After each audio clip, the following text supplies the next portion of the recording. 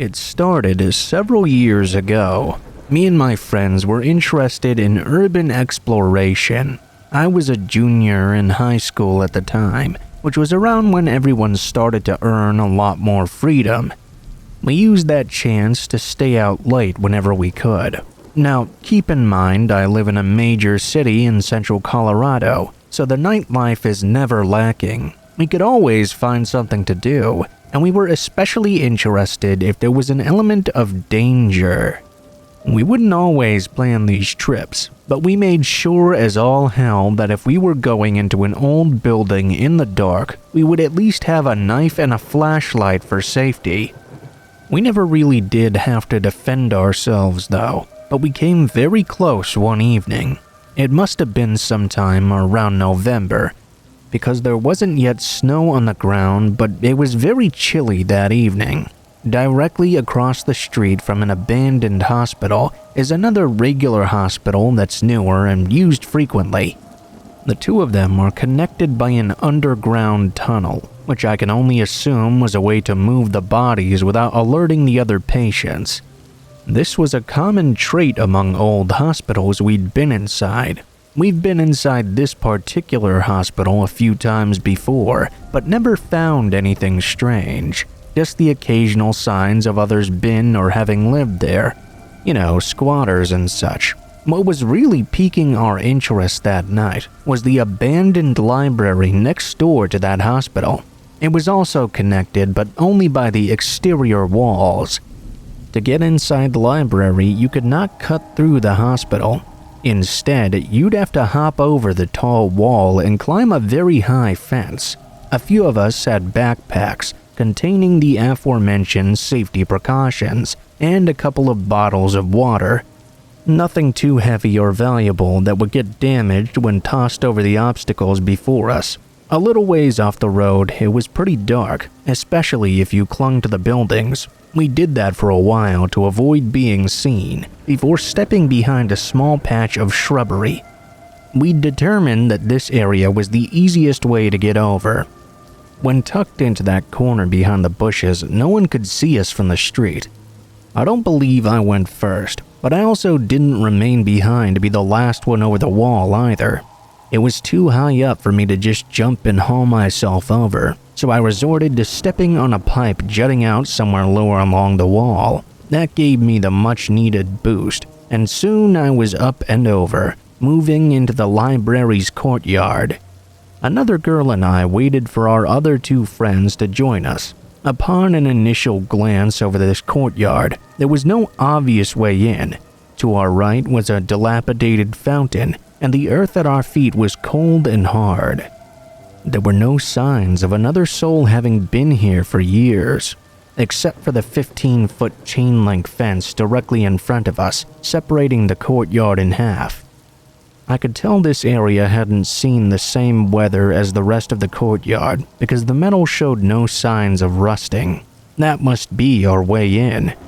We agreed because with the fence like that, someone obviously wanted to keep us out. We hurled our bags over this second chain-link fence, hearing them clink on the ground rather silently due to their lightness. I was the third one over this time. I have a slight fear of climbing, and it took me a bit to mentally prepare myself. I made it to the top of the fence in short time, then sat at the top straddling it with a leg on either side. I had two girls on the other side in front of me, and one behind me telling me to hurry up. I spent a couple of minutes up there, doing more mental preparation and some deep breathing, then climbed down to wait for the last girl. At the time, I was thinking that had been one of the scariest things I had done in quite a while. I tend to always avoid climbing at all costs. This was only an irrational fear, of course. I'd never fallen down from a great height before. That phobia didn't even compare to what happened next, though. The last girl's feet hit the ground, and all four of us split up in the smaller half of the courtyard, looking for any kind of entrance to the library itself. We decided that breaking a window would be too loud and draw unwanted attention. Not to mention, we could easily get caught, so that wasn't an option. Searching for a little longer though, we didn't find anything that looked remotely plausible. That was until we found a grate near the base of where two walls met. I couldn't believe we hadn't noticed it before. Upon closer inspection, the grate had already been moved away slightly from its resting place, so it would be easy for us to lift it the rest of the way. After moving it, the smallest and least fearful of our group went in first. There was a small drop down. It was more than 3 feet down and 2 feet wide. Inside, there was another drop, where we could see into the library's basement. She hopped down onto the small square landing, only to almost immediately freeze. We looked amongst ourselves, wondering what was wrong. "There's a guy down there," she said. "What? Where?" "I can see his outline." I leaned forward and tried to make out a shape, but it was too far down for my line of sight to permit. It was too dark as well. "Hello?" she called out. He responded the same, asking us who we were. "Just a couple of girls," she spat out nervously. What he said next sent chills down my spine. It was as if I could feel the darkness resonating out of that hole in the ground. All of a sudden, it was very still and quiet, and in what can only be described as a lustful tone, dripping with intent. He said, "I'm addicted to following the sound of women's voices." My friend looked over blankly, but I could tell she was nervous. Something in his voice sounded like this wasn't an empty threat, like he wasn't just saying something creepy to get us to leave. She looked back down to where he was and said, "That's not cool." The man started laughing maniacally. It wasn't in the way a really good actor would do it. It was in the way that we could feel this guy really did have something wrong with him. It hit us like the still air. We looked at each other for what felt like hours, but I knew it was only a couple of moments. We all knew without saying anything that we had to get away from this guy. I wasn't about to risk some nutcase coming after us, even if we did outnumber him. My friend scrambled up out of the landing, and I was never over a fence faster in my life. 15-foot potential fall, but I didn't even have time to think about it. We didn't stop running until we were back on the street and halfway down the block, out of breath. Even to this day, I can still hear that man's laughing as we were running away.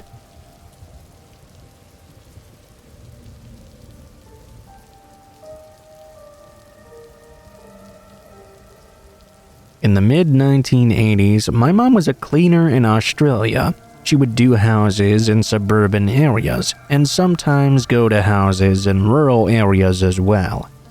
We lived in between both. She left business cards at the local shops, and got most of her business that way, and some through referrals and word of mouth, of course. One day, she got a call from a lady who sounded like she was around 60 years old. She was asking my mom to come clean her old farmhouse. She made lots of odd demands as well. My mom would usually meet clients before taking on new business, in this case the old lady. She did not want to meet my mom for whatever reason though, and said she would leave the keys under the front doormat instead. My mom agreed, mainly because this lady was quite obviously wealthy and was offering to pay my mom substantially more than she would normally expect. Mom went to the house on a Monday morning and said she immediately felt unnerved by the long driveway. This house was essentially in the middle of a very large and very empty property, way out from the city. She found the keys and started cleaning.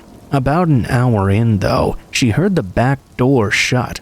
My mom was told that no one would be at the house, so immediately she felt unsafe. She stood frozen in the kitchen for what she said felt like 3 to 4 minutes. It could have been much longer, though. She couldn't see any other cars on the property. She wanted to leave immediately, but still had 2 more rooms left to finish. Both were bedrooms. She said as time passed by, she heard nothing else, so she decided that perhaps it had been nothing, or maybe something had fallen down. Maybe it wasn't a door opening after all. She walked through the hallway and stepped into the bedroom. All over the bed were black and white photos. As my mom got closer, she realized that all of these photos were of her. Some were taken at her family home, and many others were taken at houses my mom would clean. Some had been taken through windows or from over fences. She used the house phone to call the police and immediately drove to the end of the driveway. The lady ended up being investigated, but continued to claim that it must have been a break-in. After some time, the police stopped with their searching, and we ended up moving to a new town 4 months later. Every time my mom tells me this story, I get serious chills. My mom really thinks the lady had something to do with it. But why? And for what purpose? I guess we'll never know.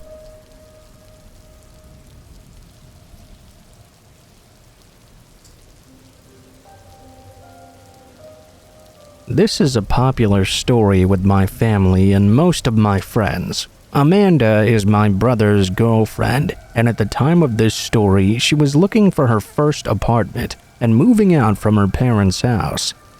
My brother didn't want to move in together just yet, since they had only been dating for a few months now. She opted instead to search for a roommate online, browsing on Craigslist. She found an ad titled "Roommate Wanted, Females Only." This sort of thing was common, since the area she was looking at was mostly young professionals. The listing was for a room in a house for about $225 a month, which was quite cheap compared to most places listed. The submitter listed herself as a 23-year-old college student that was not comfortable living with any males. The other roommate would have their own room and attached bathroom. So far, Amanda was real into this place. However, the listing only had a single photo from the outside of the property. Amanda sent an email wanting to meet the occupant and tour the house.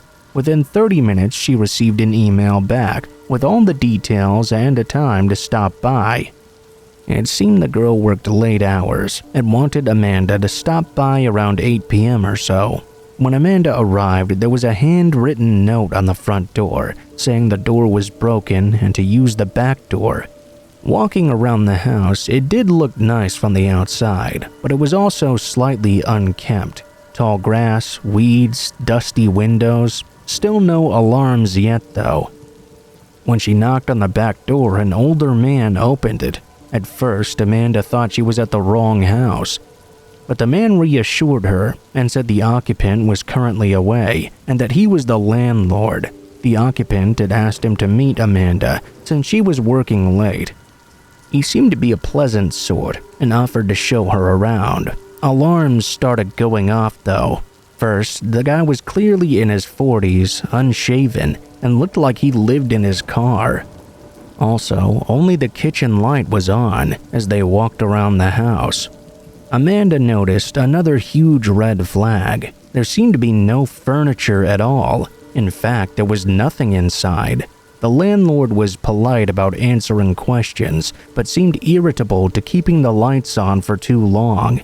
Rushing her around and only letting her look at rooms for a few moments, there was a single room that the landlord would not open, telling her it was the occupant's room and he didn't want to invade her privacy.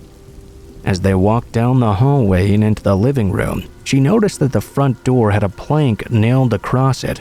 Her creepo meter had started dinging, so she decided to wrap things up. Trying to be polite as she's telling the guy thanks for showing her around, he perks up and states that he forgot to show her the basement. It was just recently furnished and would be a great rec room, that she should take a look down there right away. Amanda and the landlord were standing in a small hallway between the front living room and the back kitchen. In this little hallway was the basement door. When he opened the door, it opened outward, creating a barrier between Amanda and the back door. The basement was pitch black. He smiled and motioned to the stairs and said, "Ladies first."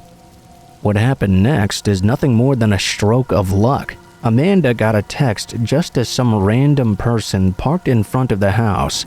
Thinking on her feet, she pretended it was a phone call and answered her phone. "Hey, yeah, are you here? I'll come around from out back and let you in. It's great. You have to see it." With a motion of confidence, she excused herself around the landlord and walked out the back door. She says the guy just looked at her like she was confused. Once outside, she sprinted to her car and sped like hell out of there. When Amanda got home, she told my mother and brother everything. The cops were called, and they took her statement. When they went to investigate, the Craigslist ad had been removed. The house had been foreclosed upon over 6 months earlier, and the property had been long abandoned. When the police investigated, they found the closed room the landlord didn't want her to look in was where that man had been staying. There was a pile of old dirty blankets, rotten food, and empty gasoline jugs everywhere. What was even more creepy was that he had plastered ripped-up pages from porno magazines on all the walls in the room. The really scary part was the basement, though. The man had tied a thin piece of fishing twine at about shin level across the stairs about halfway down. The basement was completely empty, except for another pile of old blankets, a broom handle wrapped up in leather belts, and a small box with a few rolls of assorted tape. Needless to say, Amanda ended up not taking the place.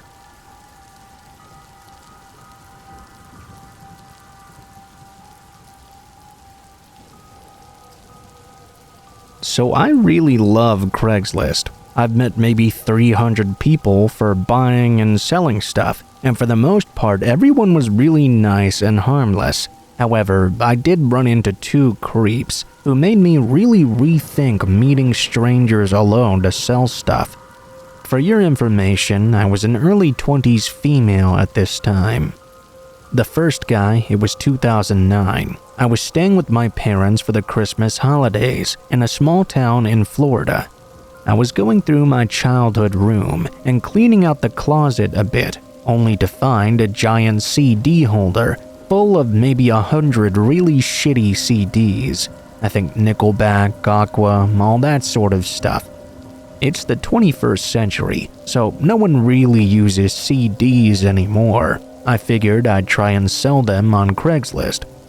I put up that list of 100 CDs from the late 90s and early to mid 2000s, a mix of pop and rock, all for $35. The next day, I got an email from a guy named John at around 2 p.m. or so. He said he was in town temporarily, and he really wanted those CDs. He said he could pick them up after dinner, around 8 p.m. or so. I emailed him back my address and number and told him to text or call whenever he was on the way. Well, 8 p.m. comes and goes, and I figure I've been stood up. Happens often in Craigslist. No big deal. My dad works for a liquor company and would often do demonstration nights at restaurants. That meant he would come home at bar closing time. Usually he gets home at around 3 a.m. or so. I'm in college and a total night owl, so I was still up eating junk food, surfing the web, and watching horror flicks when I hear a car pull up outside. I look out the window and don't see my dad sitting in his car eating food like he often does. He always stopped at Taco Bell on his way home and ate in the car, so my mom didn't know he was cheating on his diet. Maybe 10 minutes later, when my dad comes in, he shouts my name. Someone's here to see me. Can you please tell me why there's a strange man at our house at 3 a.m.? I go downstairs. My dad says some guy pulled up in the driveway and asked for me by name.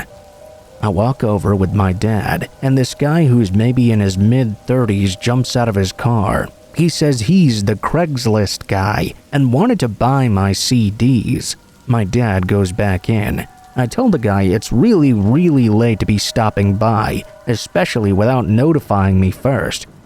Since I was still awake though, I went and grabbed the CDs. He proceeded to drone on and on about why he was buying them. He said he was engaged to a woman who he loved very much, and all he wanted to do was make her happy. Last week, someone broke into her car and stole all her CDs. She was really upset. He wanted a bunch of CDs she used to have. Thing is, I didn't list any artists or bands because I was lazy. Well, I didn't give it too much thought at that time anyway. He said he was getting it for her for a Christmas surprise. He was staying with his future in-laws somewhere nearby. Their family had a barbecue which was really late, which is why he didn't make it at 8 p.m. By this point, though, I'd lost interest in his convoluted story. Next time, you should probably call or text first instead of just showing up. I handed him the CDs, and he handed me a small wad of cash. I go back inside. 3 days later, I start getting texts from an unknown number. "Hey, I don't know my way around this town. Care to be a little tour guide for me? I could really use a massage. Where can I get a good one?" "Do you massage? Would you take $40 for one with a happy ending?" I finally texted back, "Who the fuck is this?" "Oh, sorry, I bought the CDs from you the other day. Do you squirt?" I didn't respond, obviously. I showed my friends and we all laughed it off. The next day, I started to get more and more texts. "I still have your address. I'm at the Bank of America near your neighborhood. I just got the $40, babe. Only 3 minutes away. Are you home? Why are you ignoring me? I'm almost there." I immediately run downstairs to tell my dad and mom. It was nighttime, so we shut off all the lights outside and inside my house. My mom and little brother and I went in my parents' room in the back of the house, while my dad hid behind the curtains in front of the bay window with a shovel in his hand. A few minutes later, I heard him run down the front hallway, fling the front door open, and run outside. We could hear some faint shouting. We all walked out of the bedroom. By that time, my dad came back in with his shovel, his face all red and his hair a mess. Apparently, the guy came driving down our street very slowly.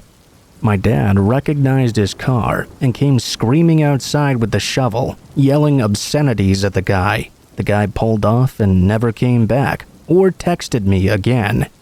Now that I've told you that first story, here's also my story about the second guy. I was moving from Florida to DC and was going to load up my car as much as I could with stuff.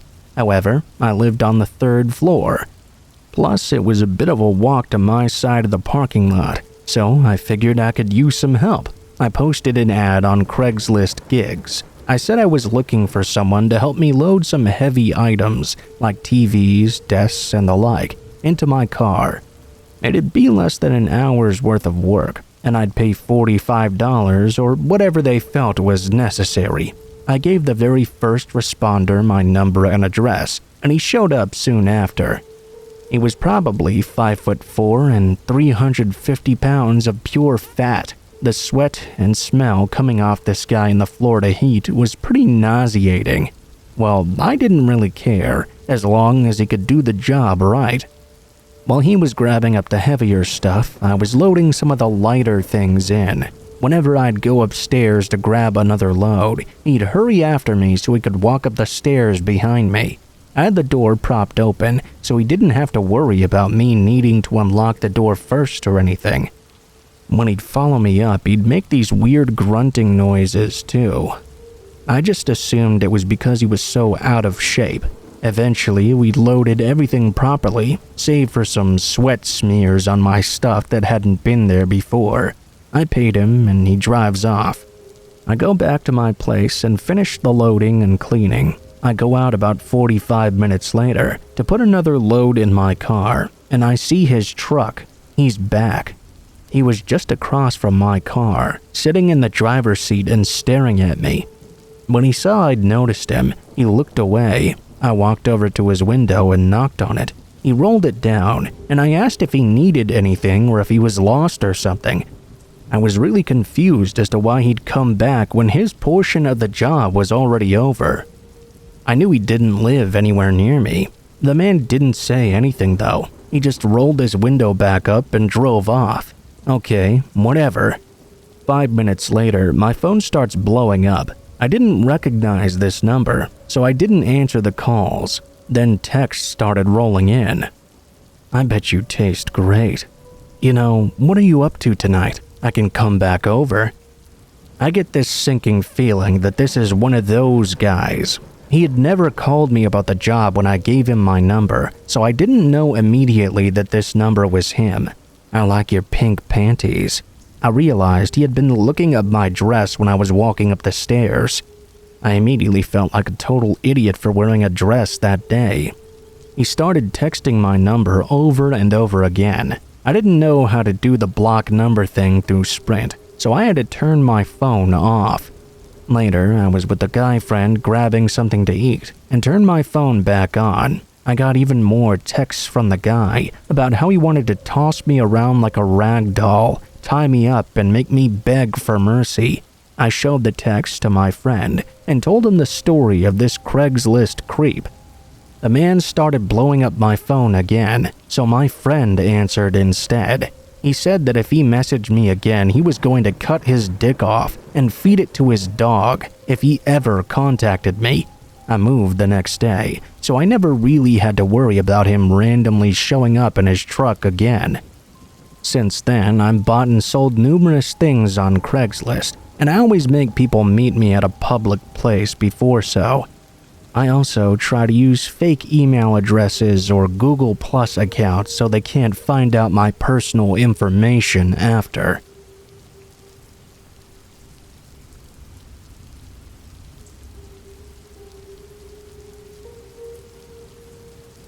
I worked as a Walmart cashier for a little over a year. I quit in August of 2015 when I went away to college. As a cashier, you see a lot of people during a day, especially at Walmart. After a while, you kind of don't even see people's faces when you look at them anymore. There are some people, though, that you see so often that you start to recognize them right away, sometimes even learn their names. There was this one guy, always in the same Green Bay Packers hoodie and Chicago Cubs baseball cap. He would often seek out my line no matter how long it was and just stand there staring at me, rarely saying a single word. Whenever he did say anything, he would always lean across the register to get a close look at my face. He'd always given me a really bad vibe, but when I asked other cashiers about him, they said he had never been weird around them. One of the other girls even said he was a close family friend. After that, I kind of dropped the issue. One night, after I'd been working there nearly a year, I was working a 2 to 11 shift. Those shifts were always the worst. It takes a big chunk out of your day where you can actually do anything. I'd been going through my day, and it was about 10:15 now, so I'm counting down the minutes until I can finally shut it down. At 10 to 11, the creepy guy comes in the front door and makes a beeline for me. When I see him come in, I instantly get nervous. He walks up and says, "Can I still buy phone cards and electronics?" I told him I'm a cashier that works at the front end, so I didn't know anything about the electronics section. He could always go back and check if he really needed it. He seemed pissed off by this answer, but he walked away without another word. About 10 minutes later, he comes back with a prepaid phone card and said there was no one at the register in electronics. I activate his card for him and hand it back to him, telling him to have a good night. He pushes the card back at me, though, without saying a word. "Is there something wrong, sir?" He replies, "These 10 minutes are on my phone, yeah, aren't they?" I was confused by the statement. He had just bought the card. I shook my head and he waved this card in front of my face. "Well, why are you just standing there? Reactivate my phone." He leaned in so close I could smell his breath. I was so scared. I wanted to put a call in to the CSM so that someone would come down and help me. This is where I should mention that I'm about 5 foot tall. He was close to 6'5" probably. He was stocky and towering over me. The thought that he could easily overpower me crossed my mind. I got so nervous whenever men yell or cuss at me because my dad was never the type to yell. I took the card out of his hand and he slammed his cell phone down on the scanner.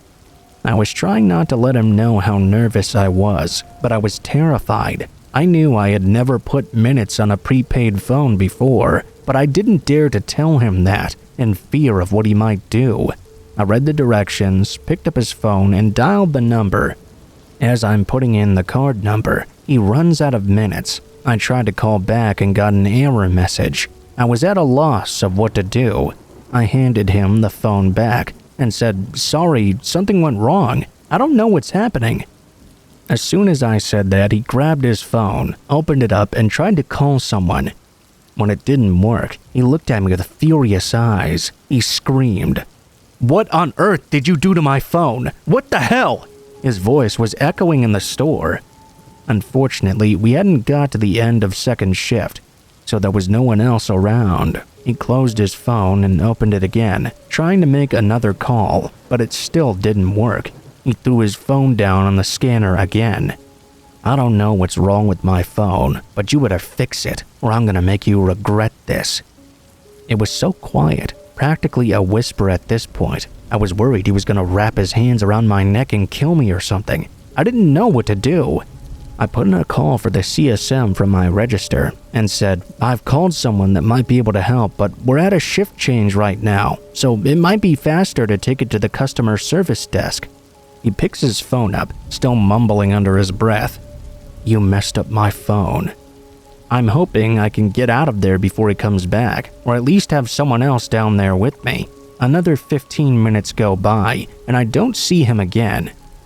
At some point, the man comes back and stands by the podium. He still looks completely annoyed. My stomach sank. He made that finger motion that means "come here" without saying anything. For some reason, that made me even more nervous. When I was standing in front of him, he leaned in so close to my face that I almost thought he was about to kiss me or bite my face or God knows what. I tried to take a step back, but he took a step forward. A creepy grin came across his face. I had to go up there. They fixed it. A simple fix. But next time, I expect you to know what to do. You understand?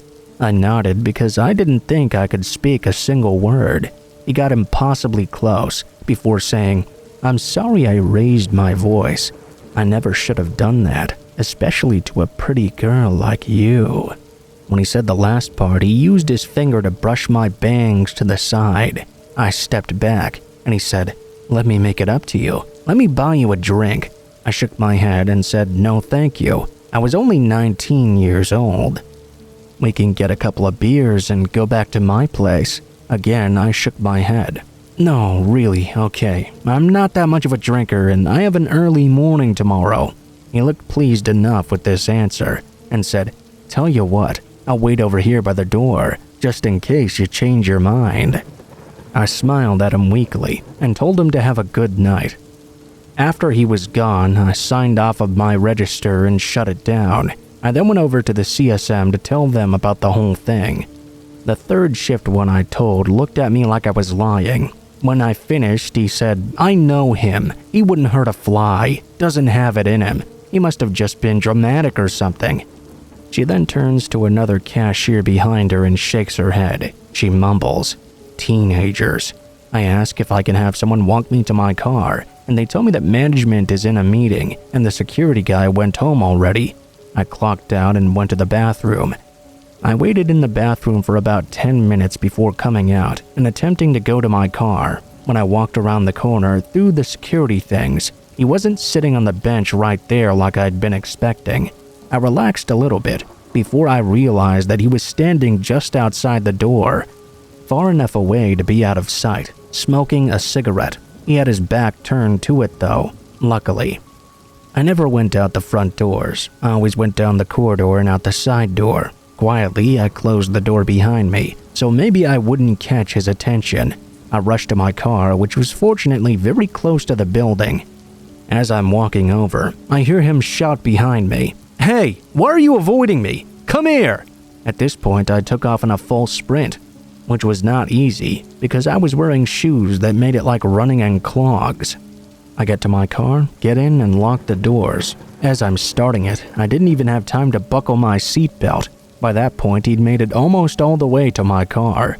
He was still yelling at me that he just wanted to talk. I took off as fast as I could and took the longest way home, which had the most twists and turns. When I got home, I told my dad about the experience. He was extremely angry that no one believed me. He called the store manager the next day and complained about them. I was never contacted about this complaint.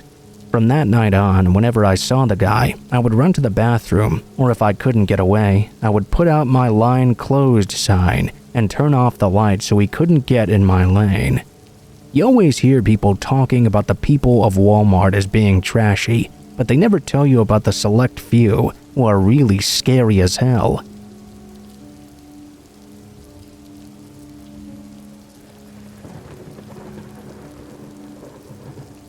Several years ago, I went on a carnival cruise with my best friend.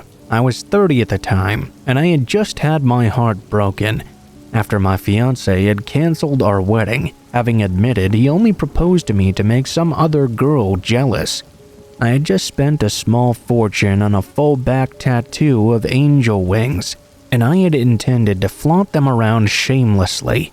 My friend and I spent most of our time out on the sun deck, catching some rays and working on our tans. More often than not, we were drinking whatever alcoholic beverage was the closest at hand.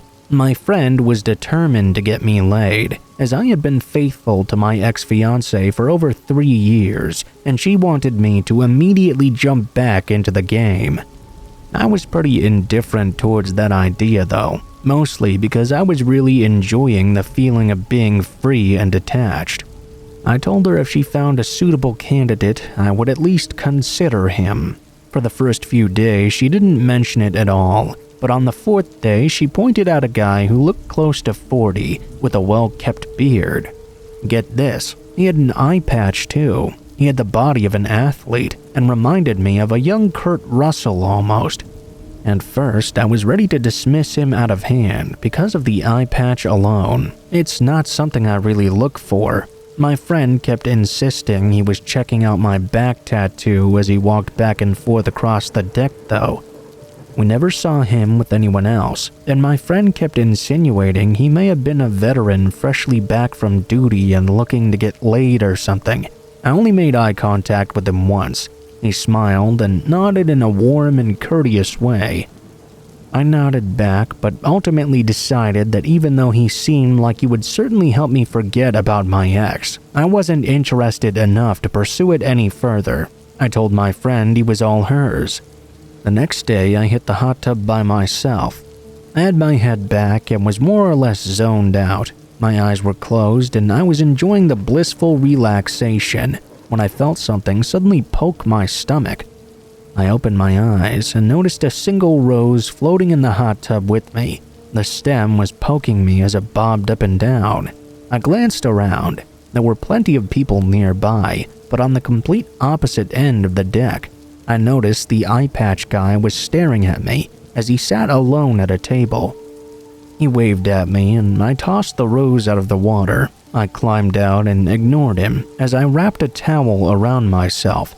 I was pretty annoyed. That seemed like a stupid thing to do. The rose still had its thorns, and they could have stuck me. Why not just drop the petals in the tub or leave the rose on my towel or something? Those both seemed like much more romantic gestures, even though they wouldn't have really impressed me much anyway. I figured my friend must have colluded with this guy to play a joke on me, and I forgot the whole thing. I didn't see him again that day or any of the next ones. I mostly spent the time in my room though, so fair play. On the second to last day of the cruise, I was eating some breakfast in the dining area when I felt a pair of hands start massaging my shoulders and a voice called from behind me. "There's my angel." It was the eye patch man. I leapt up and smacked his hands away, which caught the attention of several people sitting nearby. I told him to back off and not touch me again. I stormed out of the dining room and confronted my friend. I told her to reel in her new boy toy. He was starting to act way too familiar with me, despite not having interacted with me more than a single time. She looked at me and told me she had never once spoken to that guy either. Knowing that she wouldn't lie about something like this to me, my stomach sank, and I felt suddenly very uncomfortable. I decided not to go anywhere else alone for the remainder of the cruise. My friend and I stayed close together and enjoyed the rest of our day. After dinner, we returned to our cabin. only to notice a line had been drawn across the outer door frame in black marker, which I thought was very weird. I was too buzzed to comment on it really though. I stripped off my clothes and climbed into bed. Within 5 minutes I had passed out. I woke up already feeling the start of a hangover setting in. Maybe around 40 minutes later, my friend was asleep in bed next to me. I was convinced I heard a noise coming from the other side of the door. I got up to walk across the room to glance out the peephole and noticed the eye patch was right outside our door. He was fiddling with the handle. There was a small globe sitting on the table next to the door with a heavy brass stand. It was meant to be used as a paperweight, but it also served as a mini lockbox, which held my license, passport, and car keys. Without even hesitating, I picked it up and flung the door open. Before the man could even get a good look at my birthday suit, I smashed him directly in the face with that globe, right under his good eye. He cursed a lot, enough to be heard all across the boat, and took off running. I slammed the door closed, locked it, and set the globe down. I got back into bed. I was asleep maybe 10 minutes later. My friend never even stirred throughout the entire commotion. The next day after we docked, I noticed him on the gangway, but he didn't even see me. He was bandaged up pretty good, and it looked like I had possibly broken his nose. My friend and I laughed our asses off on the ride home. So yeah, that's the story of how I knocked some sense into this creepy one-eyed stalker by stepping up and being my own guardian angel. I guess I'll never know exactly what his deal was and why he was trying to break into our room. I'm not sure entirely if the marker on the door had anything to do with him. I can't say I have definitive proof. The rooms did have numbers, so I'm not sure if he was marking it to show which room was mine or what. Who knows? I'm sure there are many perfectly nice guys out there with eye patches, probably most of them in fact, but this guy did not help the stereotype.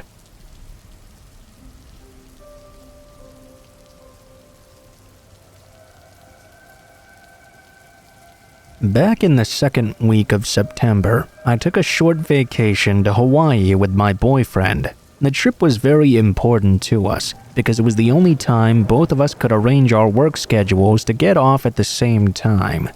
Overall, the trip was incredibly fun and worthwhile. We made the most of it by visiting Pearl Harbor, the Stairway to Heaven, and the Kona Brewery. We even got some skydiving in, which is something I'm very proud of myself for experiencing.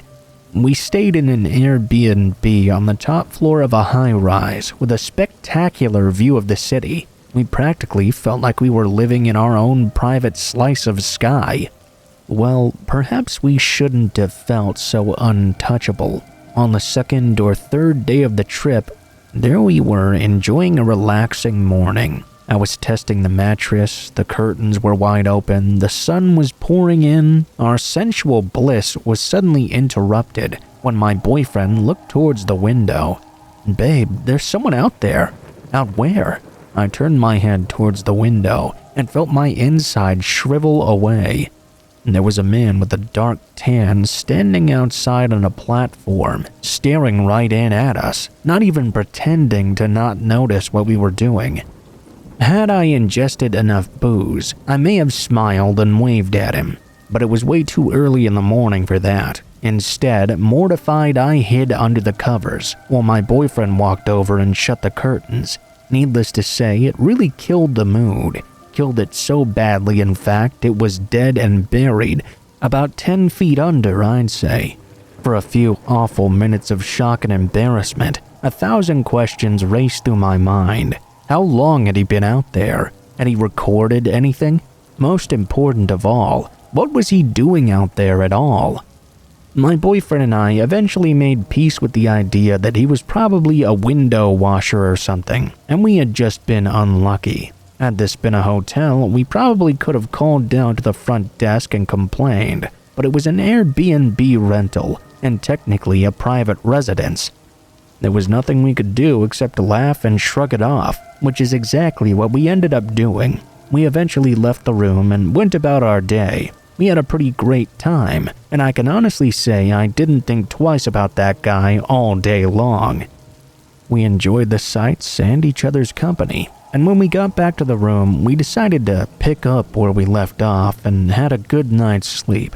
The following day, we spent some time on the beach, but instead of heading directly back to the room afterwards, we went up to the roof of our building to see the view and take some selfies. We took loads of pictures, watched planes take off and land from the airport in the distance, and overall enjoyed the sensation of being young and loved together in Hawaii. That's when yet again the moment was ruined. My boyfriend was out closer to the edge of the building, trying to get the best possible shot of the city skyline. I was sitting closer to the access door, enjoying the sun and minding my own business, when I heard the door swing open. I glanced over. It was the exact same guy who I'd seen outside the window the other day. He gave me a crooked smile, nodded, and disappeared through the door and down the stairs, the door closing behind him. Before I could find my voice, my blood froze. Had this really just happened? How long had that guy been hiding up there on the roof with us? What was he even doing up here? He wasn't dressed as a maintenance guy, and what's more, his right foot had been encased in one of those medical boots, which implied he wasn't working in any capacity. I hadn't noticed it the other day when I made eye contact with him through the window. Part of me wanted to run after him and grab him by the throat, ask him what the heck he was doing stalking us like that. I'm a pretty small person though, and realistically acting like that would have probably ended worse for me than for him. I called my boyfriend over and gave him the rundown of what had just happened. He booked it over to the door and looked down the stairway, but of course the guy was already long gone. What do you think he was doing? We'd report him to the security guard downstairs in the lobby. He probably lived in the building. But then we would have to admit that we were up there on the roof too, which technically we weren't supposed to be. Eventually we just went back to the room without reporting him.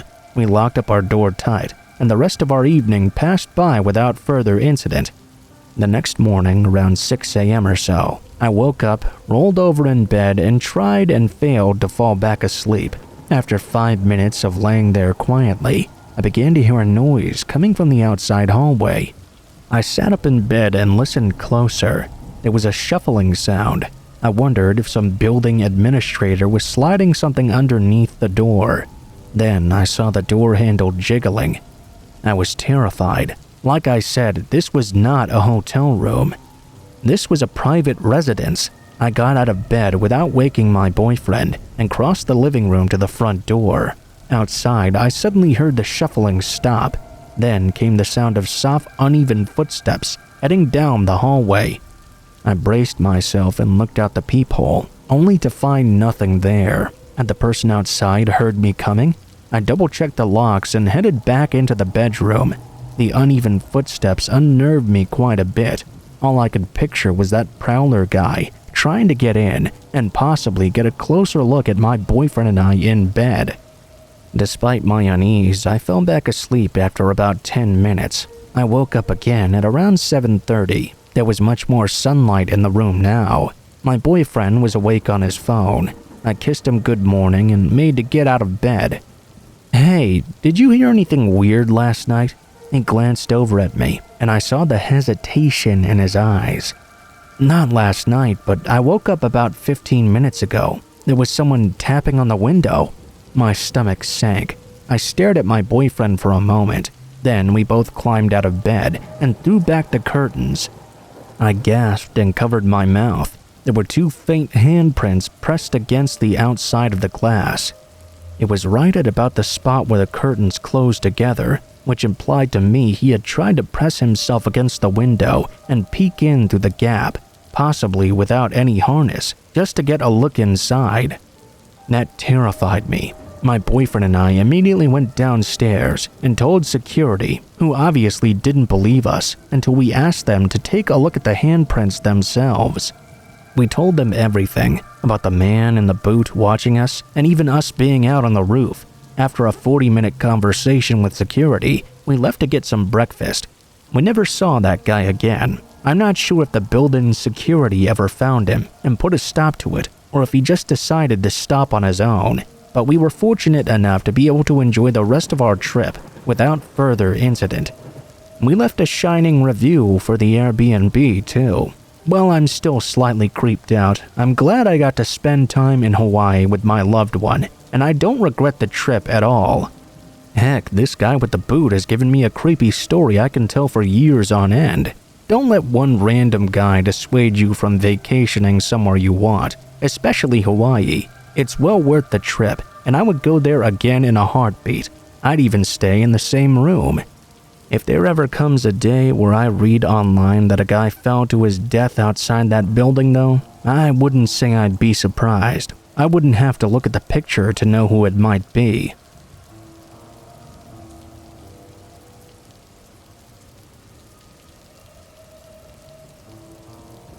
These are some strange experiences from a camping trip in northern Ontario I went on back when I was a little kid with my mom and dad. I want to preface this by saying that despite the things I've written about it, it was still a good experience.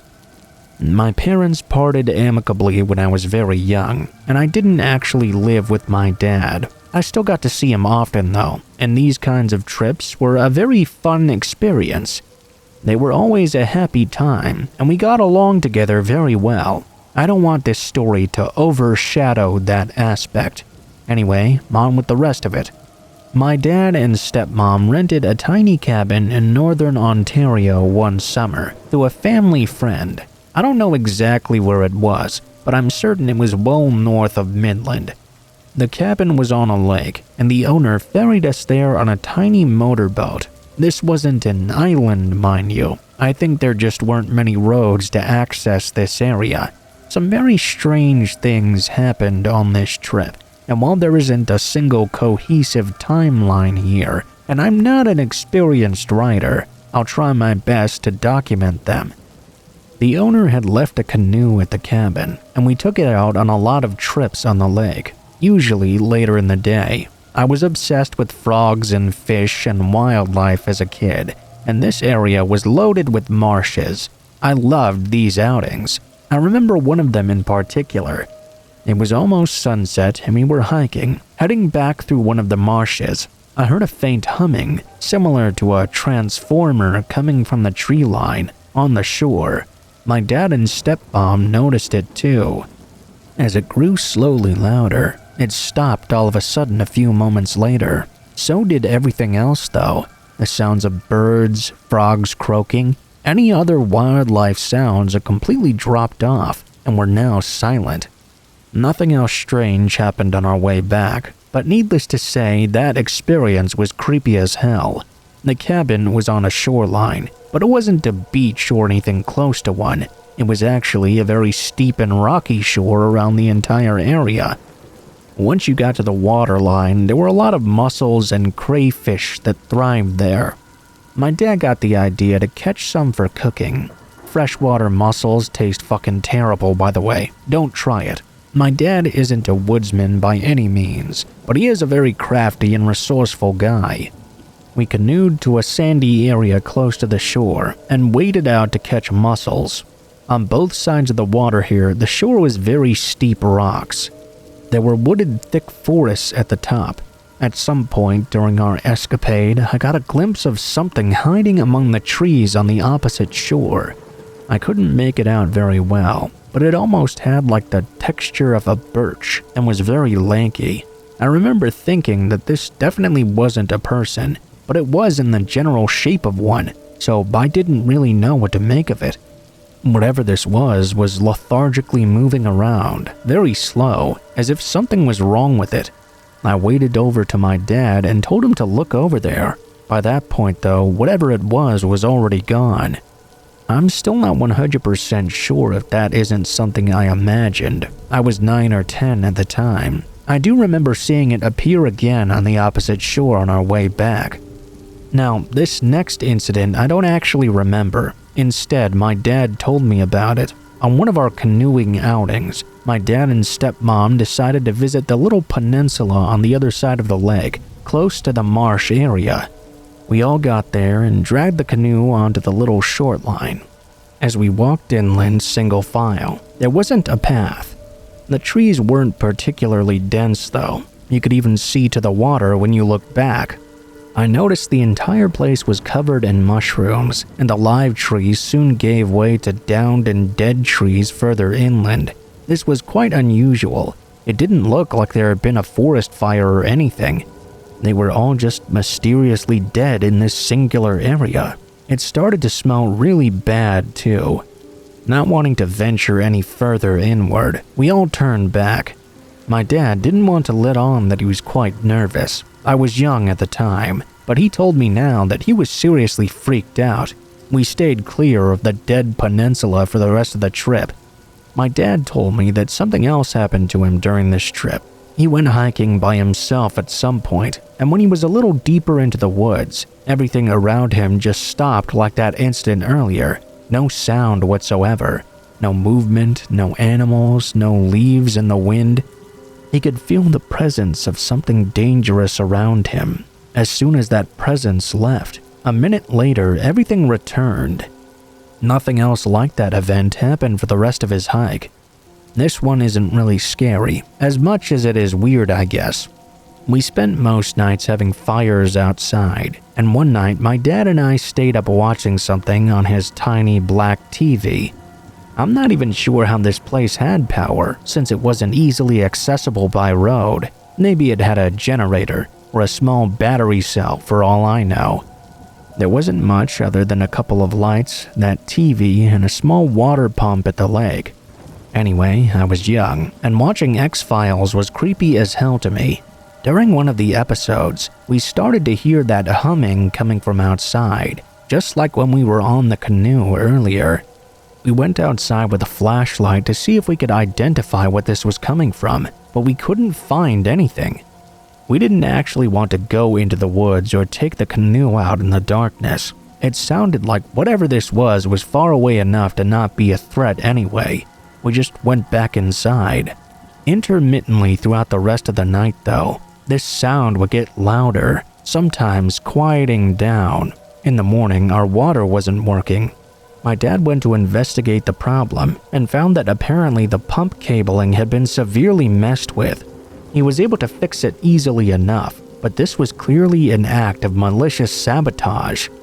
This was probably the most unsettling one I remember though. I would wake up earlier than everyone else in the morning because I was pretty high up to go out and catch toads, frogs, and whatever I could.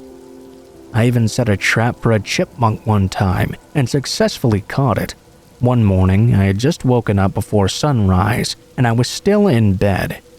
In the window next to my bed, I looked over and saw something that wasn't usually there. I could see what looked like half a face poking around the edge of the window and staring into the cabin.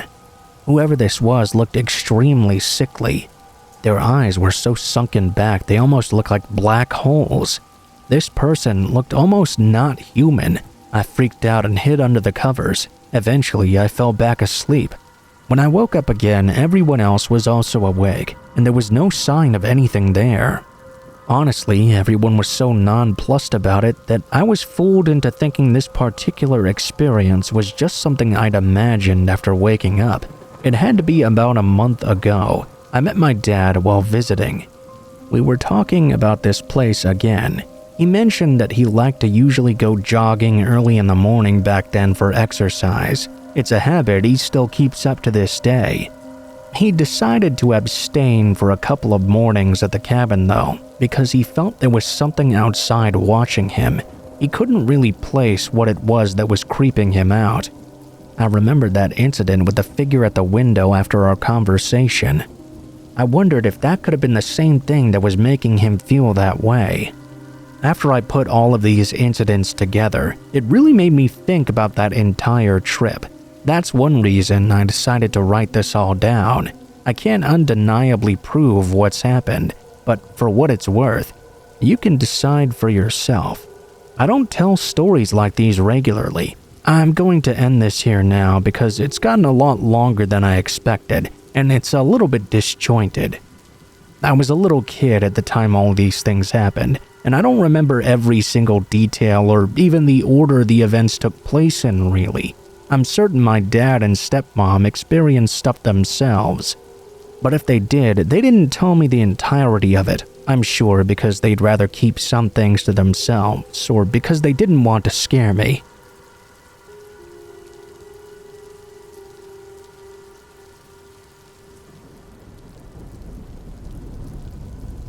So this was May 2017. My husband Jim and I own a 5-floor, 100-year-old building, which has our business in it, an antique mall.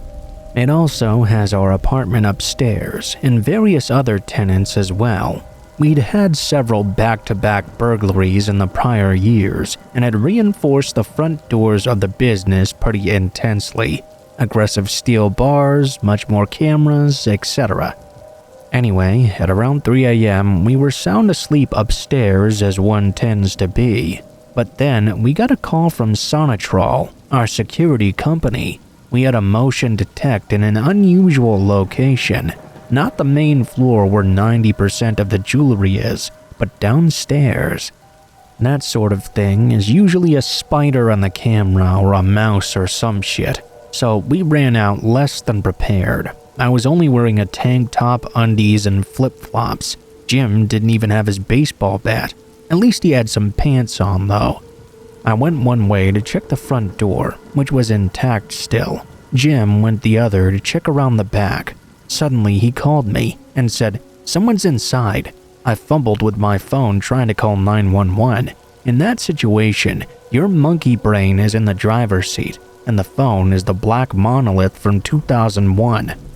I finally managed it and rounded the back side of the building, narrating to the 911 operator.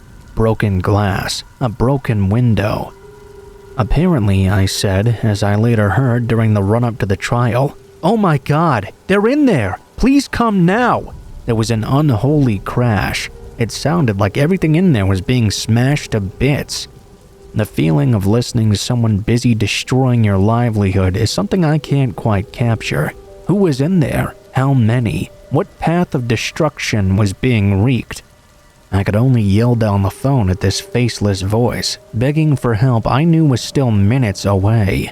Bear in mind, I was freshly awoken into this horrible situation, barely clothed, and it was escalating by the second.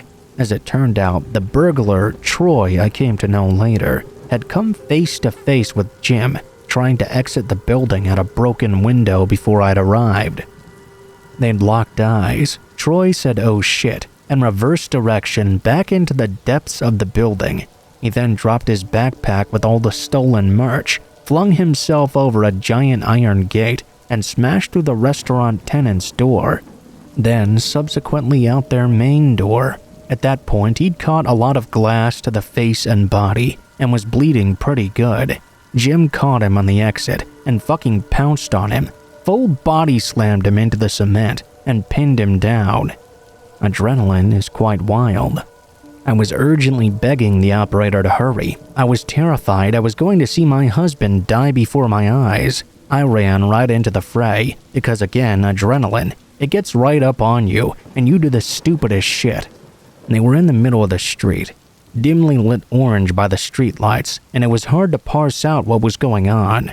Thank fucking God Troy didn't have a weapon, and was wildly unprepared to have a man tackle him in the dark. As it turned out, he had done hundreds of burglaries and never been caught. Jim had the upper hand and had him fully pinned down. Troy was wisely playing possum. Suddenly, we heard a roaring engine and someone laying down the rubber. Apparently, I started screaming. Yeah, it was Troy's getaway driver, his wife. She leaned out her window and yelled, "Get the fuck off him, or I'm gonna kill this bitch," clearly captured on audio. Not willing to wait, she then tried to run me over. I vaguely remember realizing things were going horribly wrong, but desperately trying to read the license plate into the phone with a laser focus. My brain deleted how close she'd come to turning me into a bloody smear, maybe within a foot of me, fast, while I dodged like a badly clothed matador, clutching my phone. We had to listen to the 911 recording a year later in the prosecutor's office, synced with the video. The video was from a nearby business. Jim started crying. He had no idea what a close call it was. The engine revving overwhelmed my screaming at a certain point. My voice was blown out. I was trying to chant the license number like an incantation, but you couldn't even hear it because of the engine's roar and the squealing tires. Jim let Troy go, and he jumped into the car. They tore off down the street. The police showed up a minute later, but they were already gone. Anyway, Troy had bled all over Jim from the door glass. We figured Troy was likely using IV drugs, correctly as it turned out. I had to inspect Jim for cuts using a flashlight and make sure I missed nothing. He had to get tested as well. Unlike a number of other incidents, this one was taken pretty seriously due to the sheer amount of evidence, as well as the violence and attempted murder. Several months later, they arrested Troy and his wife Kelsey. They had Troy's DNA from the bloody clothes Jim was wearing and all over the car they'd been driving, which was stolen but had since been ditched. It turned out they were wanted in 5 different counties for hundreds of commercial burglaries over several years to support their oxy habits. We were the only fuck-up they made. They didn't know we actually lived on premises. Kelsey, the wife, flipped on Troy. They accepted a plea for her, much to my displeasure, since she was the one that tried to kill me. At least she ratted him out 6 ways to Sunday. He refused to plea. He wanted a trial. I wouldn't wish that trial on my worst enemy. You get interviewed alone by the defense team. Did you know they can lie to you? They sure can. They won't in front of the jury, but one by one, they'll eat your soul and pick their teeth with the shards. They took me first. They played the 911 tape. Second time I'd heard it. They insisted because I kept saying there inside that I was lying, and there was someone else, not Troy or Kelsey. I hadn't yet seen the person, so they were a they at that point, which is what I told them. They then took Jim. They told Jim I had admitted I'd lied and there was another person inside the building. He laughed and said, "Fuck not, she didn't." Finally, the day before the trial, Troy accepted a plea. I'd been having the stupidest meltdown ever. Do I dye my hair something other than purple? What shoes do I wear? Can I cover my tattoos? Basically the most pointless shit, because the train was rolling on without me. Kelsey got off with probation. Troy was in prison from 2017 to 2020 until he got released early adjacent to COVID. Kelsey seems to be clean and living a normal life, remarried with kids and looks happy. I watch her on Facebook sometimes. I really hope she is doing better.